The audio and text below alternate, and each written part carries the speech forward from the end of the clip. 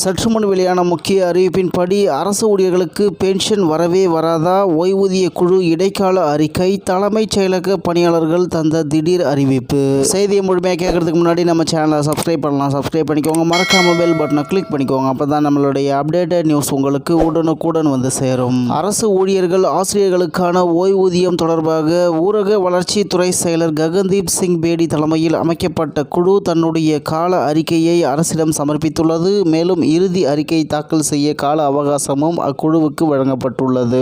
இதற்கு தலைமைச் செயலக சங்கம் கடுமையான கண்டனத்தை பதிவு செய்துள்ளது. இது தொடர்பாக முக்கிய அறிவிப்பு ஒன்றையும் தற்போது வெளியிட்டிருக்கிறது. அரசு ஊழியர்கள் ஆசிரியர்களுக்கான ஓய்வூதியம் தொடர்பாக ஊரக வளர்ச்சித்துறை செயலர் ககன்தீப் சிங் பேடி தலைமையில் அமைக்கப்பட்ட குழு தனது இடைக்கால அறிக்கையை அரசிடம் சமர்ப்பித்திருக்கிறது. பழைய ஓய்வூதிய திட்டம், பங்களிப்பு ஓய்வூதிய திட்டம் மற்றும் ஒருங்கிணைந்த ஓய்வூதிய திட்டம் ஆகிய 3 ஓய்வூதிய திட்டங்கள் குறித்து விரிவாக ஆராய்ந்து 9 மாதங்களில் அரசுக்கு அளிக்க ஊரக வளர்ச்சித்துறை செயலர் ககன்தீப் சிங் பேடி தலைமையில் 3 அதிகாரிகள் கொண்ட குழு கடந்த பிப்ரவரி மாதம் அரசால் அமைக்கப்பட்டது. மாநில அரசின் நிதி நிலையினையும் பணியாளர்களின் ஓய்வூதிய கோரிக்கைகளையும் கருத்தில் கொண்டு ஆராய்ந்து செப்டம்பர் மாதத்துக்குள் அறிக்கை அளிக்க வேண்டும் என அரசு அறிவுறுத்தியிருந்தது. அதன்படியே 194 அரசு பணியாளர் சங்கங்களுடன் 9 சுற்று கூட்டங்கள் அக்குழு நடத்தியது.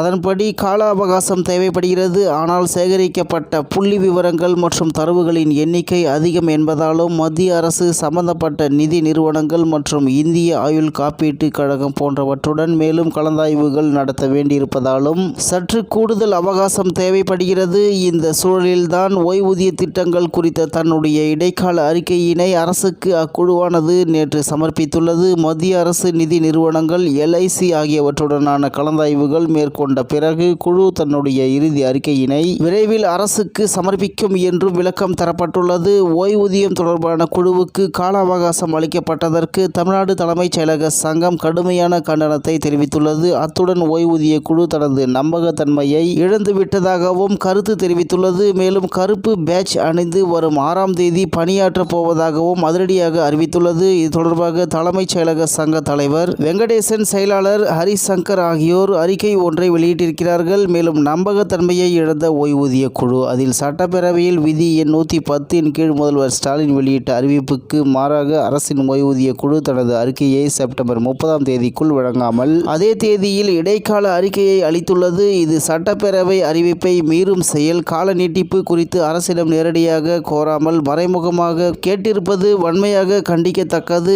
இதை அரசு ஊழியர்கள், ஆசிரியர்கள் ஒருபோதும் ஏற்க மாட்டார்கள். இடைக்கால அறிக்கை அளித்ததன் மூலம் ஓய்வூதிய குழு தனது நம்பகத்தன்மையை இழந்துவிட்டது. அதற்கு எதிர்ப்பு தெரிவிக்கும் வகையில் தலைமைச் செயலக பணியாளர்கள் அக்டோபர் 6ஆம் தேதி திங்கட்கிழமை கருப்பு பேட்ஜ் அணிந்து பணியாற்றுவார்கள். முதல்வர் இந்த விஷயத்தின் தீவிரத்தை மனதில் கொண்டு உடனடியாக தலையிட்டு திமுகவின் தேர்தல் வாக்குறுதியான பழைய ஓய்வூதிய திட்டத்தை நடைமுறைப்படுத்துவது தொடர்பான அறிவிப்பை வெளியிட வேண்டும் என்று கூட்டாக தெரிவித்துள்ளனர். தமிழக அரசின் ஓய்வூதிய குழு இடைக்கால அறிக்கை அளித்ததற்கு கண்டனம் தெரிவிக்கும் வகையில் தலைமைச் செயலக பணியாளர்கள் வரும் 6ஆம் தேதி கருப்பு பேட்ஜ் அணிந்து பணியாற்ற போவது மிகுந்த பரபரப்பை தமிழகத்தில் ஏற்படுத்தி வருகிறது என்று தகவல் வெளியாகி உள்ளது என்பது குறிப்பிடத்தக்கது.